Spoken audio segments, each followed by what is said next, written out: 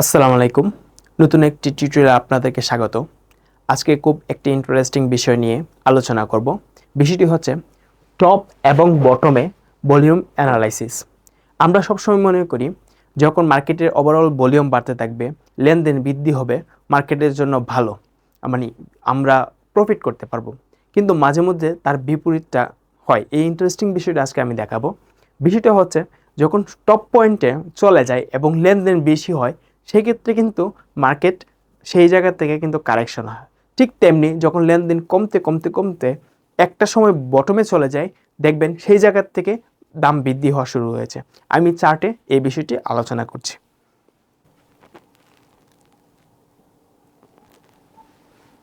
যে বিষয়টি বলছিলাম হচ্ছে টপে যখন লেনদেন বেশি হয়ে যায় তখন কিন্তু মার্কেটটা কারেকশন যাওয়ার সম্ভাবনা থাকে। সবসময় লেনদেন বৃদ্ধি হওয়া মানেই মার্কেট ভালো হবে এমনটা কিন্তু নয়। যেমন দেখুন, এখানে মার্কেট একদম টপ লেভেলে এবং দেখেন ভলিউম এখানে কিন্তু অনেক বেশি ছিল।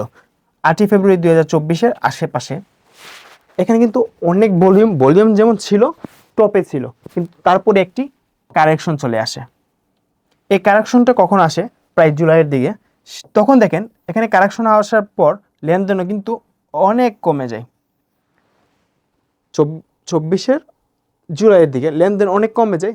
ঠিক লেনদেন কমার পরেই এখান থেকে কিন্তু অনেকটাই দাম বৃদ্ধি পেয়েছিল। ঠিক সেম একই অবস্থা, এখানে কিন্তু লেনদেন বেশি ছিল।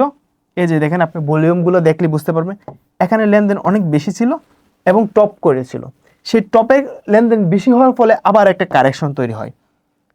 সো যখন মার্কেট টপ থাকে এবং লেনদেন বেশি হয়ে যায়, সেক্ষেত্রে একটি সম্ভাবনা থাকে মার্কেট কারেকশন যাওয়ার, এবং একদম বটমে এসে যখন মার্কেট লেনদেনের পরিমাণ খুবই কমে যায় তখন একটি সম্ভাবনা থাকে মার্কেট বেড়ে যাওয়ার। সুতরাং সবসময় যে দাম মানে লেনদেন বেশি হলেই যে মার্কেট ভালো হয় এবং লেনদেন কম হলেই যে মার্কেট খারাপের ইঙ্গিত দেয়, ব্যাপারটা কিন্তু তা না। লেনদেন বেশি হলে ব্রোকার হাউসগুলো বিজনেস করতে পারে, বাট ভলিউম অ্যানালাইসিসের ক্ষেত্রে এই বিষয়টা একটু খেয়াল রাখবেন। টপ লেভেলে লেনদেন বেশি হলে কারেকশন হওয়ার সম্ভাবনা আছে, এবং একদম বটমে যাওয়ার পর লেনদেন কমে গেলে বাড়ার সম্ভাবনা এবং পজিটিভ হওয়ার সম্ভাবনা থাকে। ধন্যবাদ আজকের এই টিউটোরিয়ালটি দেখার জন্য।